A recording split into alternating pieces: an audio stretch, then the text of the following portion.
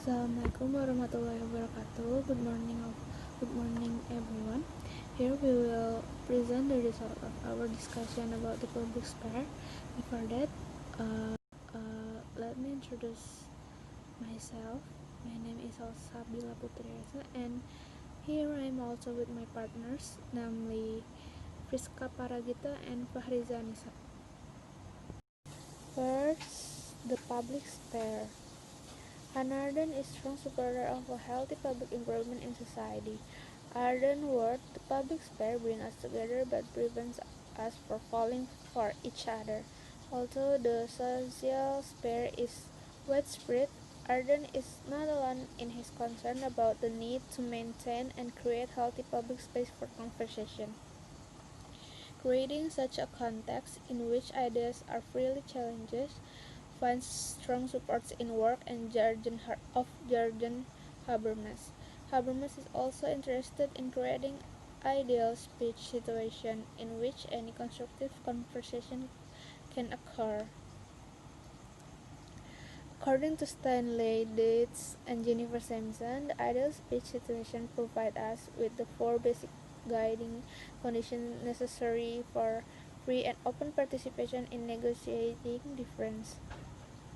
Although the four components are much richer than a possible brief summary, in the following, Habermas argues that they are the basic elements of an ideal speech situation and provide a starting point for the conversation. First, have ability to have the same effect on listeners. Second, be willing to put aside preconceived notions about other people and ideas and evaluate each for its own benefit. Third, being given the opportunity to build internal relationships that comes as a byproduct of working together towards a common understanding of important topics. Fourth, take advantage of the opportunity to speak on behalf of his ideas in an honest and authentic way.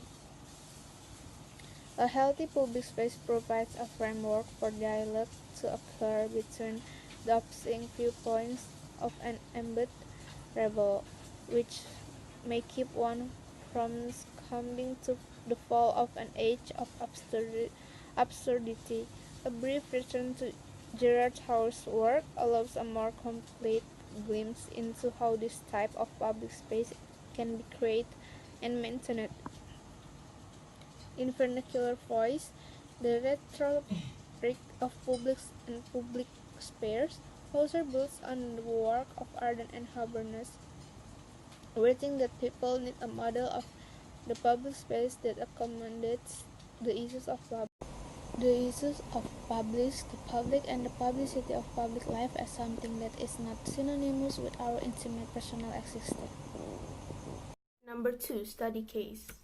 Discrimination in city public spaces. The public sphere is a picture of the soul of the citizens of the city. And from that picture, it can be interpreted as alienation and national. Public spaces in our city include barriers that will trap us in social classes, a partition that will alienate ourselves with our own humanity. Let's start with an exploration of the existence of public spaces in our cities, especially in Jakarta. We can start from the public space around the house. The housing complex has an egalitarian village proximity. In fact, the concept of clusters is now emerging. Housing within the housing, this means that the insulation is getting smaller. In fact, even though there are people living in the clusters, many parents do not allow their children to leave the house, which can cause the children to become house arrest, and it can reduce children's social interactions in the outside world. Then, if we look at the school environment, the space where the children grow up is clearly increasingly elitist and compartmentalizing, beginning with the emergence of expensive schools, which clearly can only accommodate children who have sufficient funds and set aside poor children in their own school environment. Meanwhile, if we pay attention to public or private schools that have a lower standards, we will find a learning system that is not well managed. Number 3, discussion.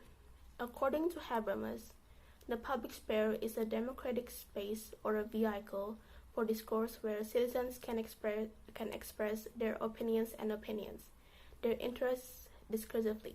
The public space is a place for citizens to communicate about the anxieties of citizen politicians. In the case we can take, it can be seen that the children who live in the cluster are not allowed to live by their parents. It can be said that the children who live in the cluster and cannot go to school sometimes talk about how unfair the government is. Conversely, for children who are able to attend school, they get useful knowledge and social interactions, and they never express opinions about their anxiety with the government because they feel that the government is very fair to them. In fact, some of them do not know that there are many children out there who feel that the government is unfair because they cannot afford to go to school. Number 4. Conclusion. The Conversation between Camus and Sartre provides a 20th century case study of conversation about the metaphors of absurdity and rebellion, two topics that are unable to sustain long term conversation because they lack content. Although the circumstances driving the conflicts have changed dramatically over the past 50 years, much connection can still be made between the historical moments of the debate and the contemporary postmodern moments. Albert Camus understood the era of absurdity as an era of setbacks and meta-narrative contradiction, and as an era in which there was no universal common sense. At a moment like this, there is no unifying search or symbol for public conversation. The notion that is at the heart of man's mutual involvement doesn't provide the basis on which the relationship can be sustained. Their unique contribution to the theory of communication ethics can be found in the reminder that it's much simpler to build agendas and relationship when opposing forces hold different points of view together. But as is often the case in everyday life, when the common enemy is removed, those involved must create new patterns for maintaining the relationship. Camus and Sartre clash in their debate because they lack the necessary ingredients that could form the basis for an ongoing friendship. This highly public breakdown represents Camus' downfall and invites conversation about how one identifies with another and what one is responsible for. Suggestion: seeing how absurdity and rebellious conversation cannot produce long-term conversation and can damage friendship, it is best not to combine the two topics. So, that is our presentation for today. Thank you for watching, and hopefully the material we bring is useful for all of us. Assalamualaikum.